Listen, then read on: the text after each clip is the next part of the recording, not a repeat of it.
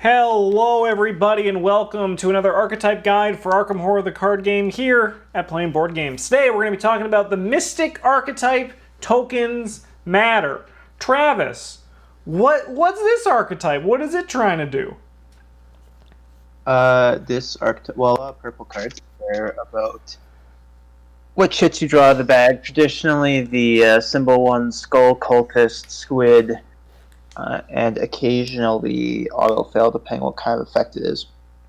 And with the release of the Jacqueline Fine starter deck, investigator deck, that one cares about +0 and Elder Sign tokens. And this deck is trying to manipulate which tokens you draw from the bag, either by pulling specific ones or giving you greater odds to draw the one that you're looking for to gain beneficial effects or avoid negative ones. Mm-hmm. Why don't we dive in and look at some of the notable cards, starting with Jacqueline Fine. So, as you can see, as Travis says, she cares a lot about manipulating tokens, so much so that she, gets it printed on her card. When an investigator at your location will reveal any number of those chaos tokens, you reveal 2 additional tokens. Of the revealed tokens, choose and cancel, 2 non-squid token auto-fails or 1 auto-fail. We actually just finished playing a game with her. She's really good at manipulating the token bag. She gives you pretty much what you want when you want it. She's kind of like the head of the token manipulation, token matters archetype. There are other investigators, as we'll see, as these notable cards that benefit from it as well. But she's like the heaviest hitter when it comes to this archetype. Up next, we got my boy Jim Culver, or as I like to call him, Jim Sculver.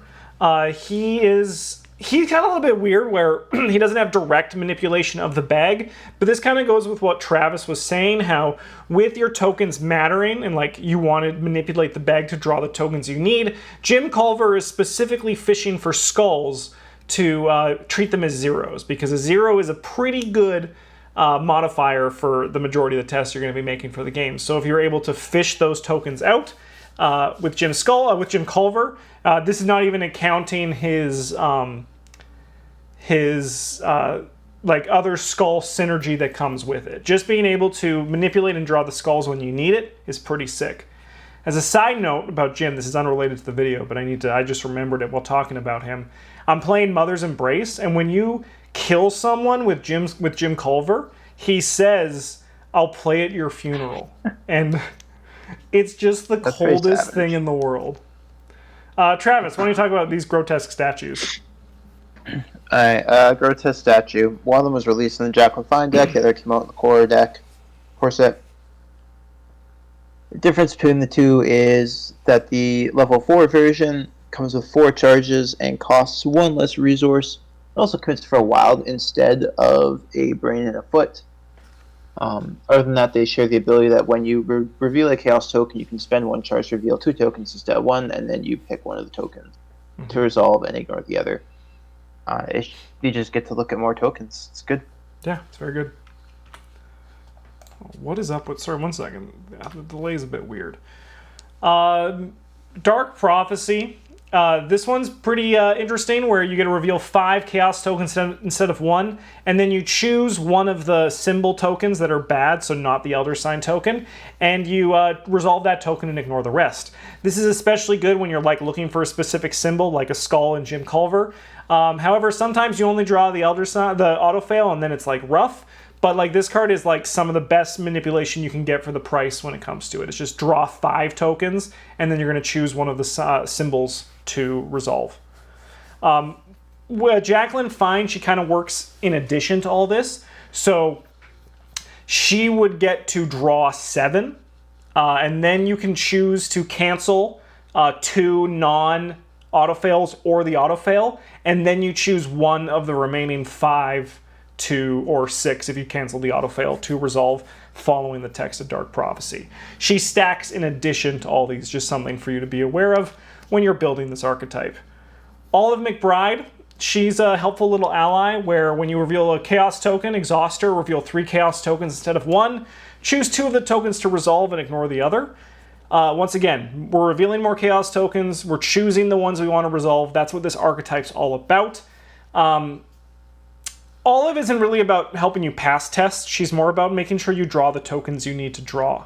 So you're not going to be like looking at Olive being like, hey, we're going to do this and we're going to pass the test. Look at her as more like a tool to get the tokens you want when you want them. She is also a tool to pass like important tests if you're up high enough. Yes, if you're up high enough, yeah. Because then you can ignore the red token with her, notably. But it's one of those things where you can't be like, I'm up 2. Let's use Olive. Yeah. Trust me, I've tried many times. I've used Olive every which way you could for a test, and unless you're like with Bryn, when it's to give you insurance, like you're up 4, then she's pretty good. But otherwise, she's very good at drawing the token you need. Bryn, I'll let you take Premonition and Ritual Candles because you've recently got us back on liking Ritual Candles. So, Premonition is 0 fast, play during any Lightning Bolt player window.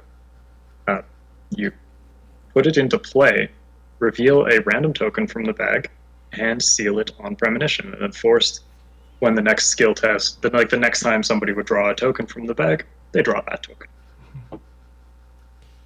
So it just allows you to plan ahead real well. You can play it, I believe there's a player window before you decide who's playing. Mm-hmm. In the investigation phase.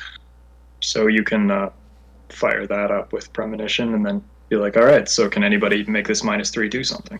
Yeah. Or is there a vital test that we need to pass that needs a -3? Or even, hey, I found a skull.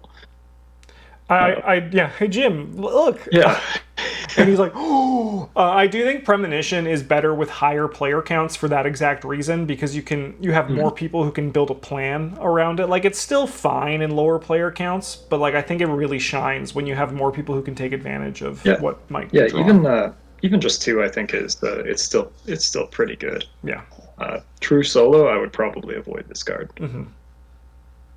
I'm not sure if there's actually a player window before you choose whose turn it is in the investigation phase, but there is a player window at the end of the Mythos phase. Oh, okay. Boom. Yeah, that's functionally very, very similar, but not what I said.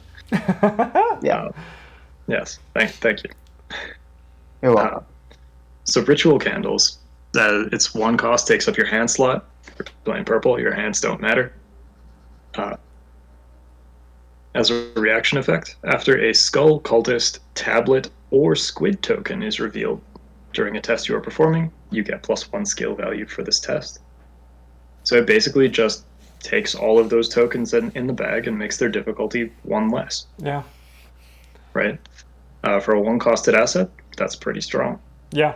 And then if you like have 2 and they're all +2, like that's basically you just get a free unexpected courage if you draw one of those. Yeah, how many you draw how many cultist tokens are just draw another thing if you fail? You're like, cool, +2, draw another token if I fail. Like, I'm not gonna fail now. Yeah. I like the journey that Ritual Candles has been on, where like when we first had it, we were like, yeah, we'll play it, it's good, and then we just stopped for a bit, and now we're just like, oh wow, this card's actually pretty sick and a good chunk of Mystic Desk. Yeah, it turns out this card's pretty good. Travis, I'll pass these next ones to you. Okay. First up, we got Recall the Future, which is one of your payoff cards. When a skill test you're performing begins, you pick a token, and then if you draw the token, you exhaust Recall the Future and get +2 to that skill test. Generally, you want to use this either to pick something, like if you're really far behind on a skill test and you can have a way to increase your odds of drawing certain shit that would make you pass. So like, maybe it's a 6 value test for whatever reason, you only have 3. You could exhaust this, pick the +1, and then hope that you can dig it out, whether it's with Jacqueline Fine's ability or something like that. Mm-hmm. Or get like a +1 to 0 with Olive. It's a bit of a long shot, but it is a use for it. More likely you're using this to shore up any tokens that you can't beat. So if you know there's a -4 in the bag and you're only testing at 3 up, 6 to 3 or 5 to 2, you can use this name the -4, so you still get to pass on that anyway. Heck yeah. Jewel of Aureolus is a really solid economy engine.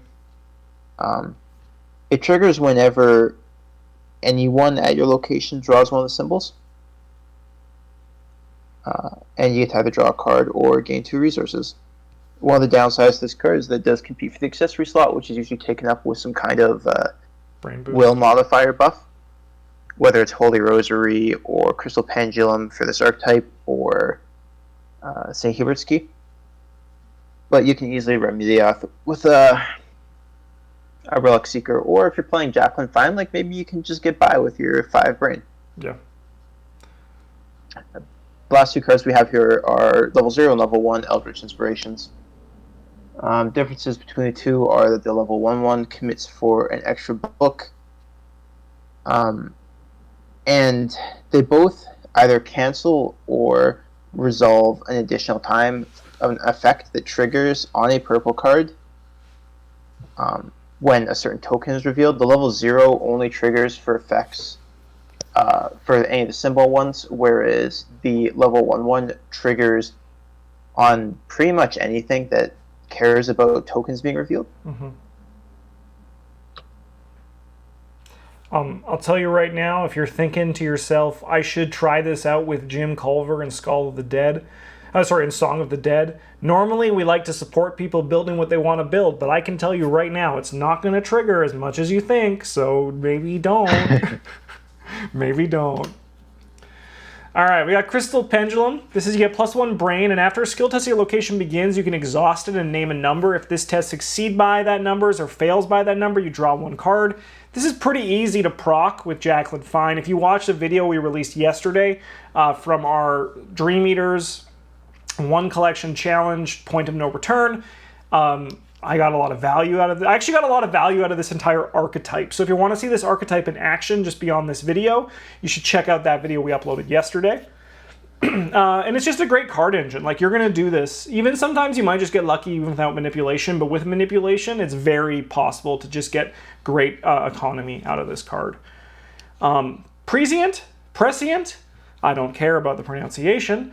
But after you commit to a test, you can name even, odd, or symbol, and after this test ends, if a chaos token of the name type was revealed, you may return a spell card from your discard pile to your hand. So this could be like a Ward of Protection, Deny Existence, or one of your used up spells that you have all the charges on. Once again, with manipulation, that's a lot easier to hit than when you're just reading the card. Father Mateo is also here. He's not as directly manipulation as Jacqueline is, or as obvious a manipulation as Jim was for the text on the card. But in combination with the ceiling archetype that we did on a previous video, Father Mateo is also when you draw the Elder Sign more, his Elder Sign is one of the strongest in the game. And being able to take that multiple times, being able to fish for that more and more with the tokens matter, is very high value.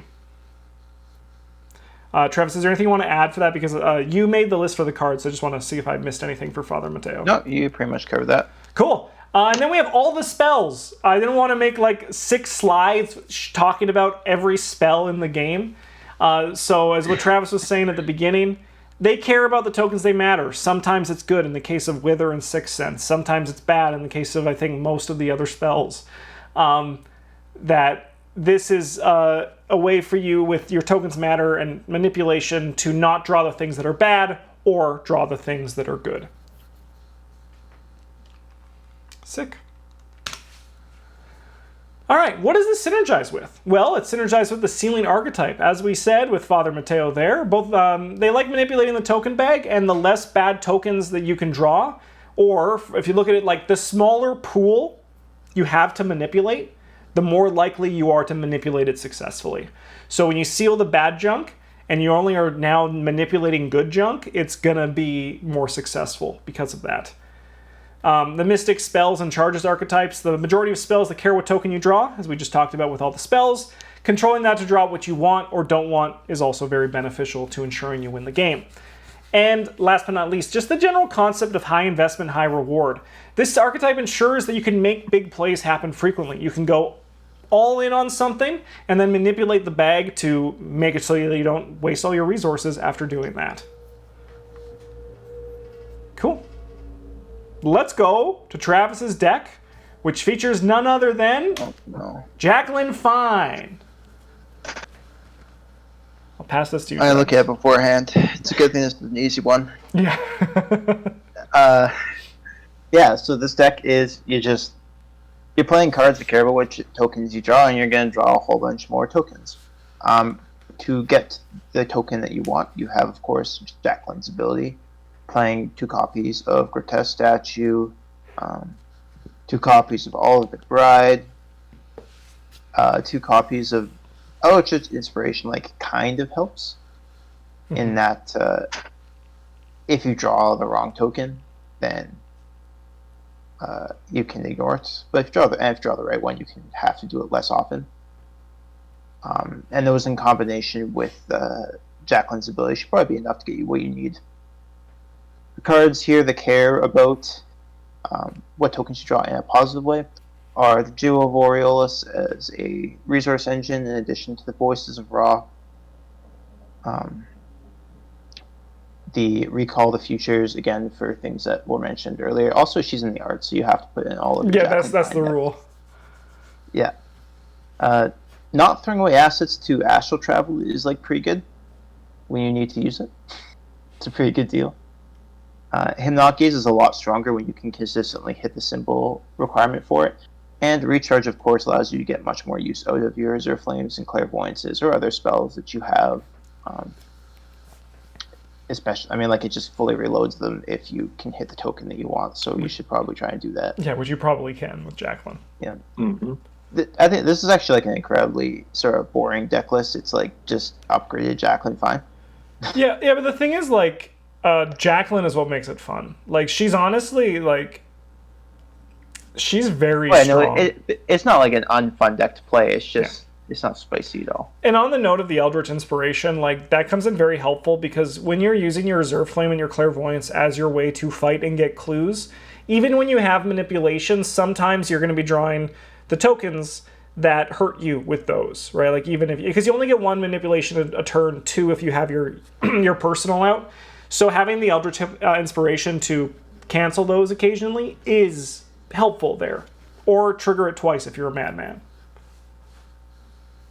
Or recharge twice? Does that work? I think it does. I need to read recharge. I don't know that one offhand, but maybe. Yeah. Maybe. Sick. I do not like this lag on the slides today. It bothers me. Anyways, you can check the description down below for the deck list to look at the cards individually if you do not know what set they are from or what they do just by reading the name. Check down in the description. Like and subscribe for more Archetype guides in the future. And as always, keep suggestions for archetypes you want to see next. You can also recommend archetypes you don't think Travis has, but I'll tell you, I think he's got all of them. We'll be back next week to do a green deck. I don't know which one we're doing, so maybe I'll get some, if you have any archetypes you want to see for the Rogue class, let me know in the comments. Thanks for watching, have a good one, and as always, GG's.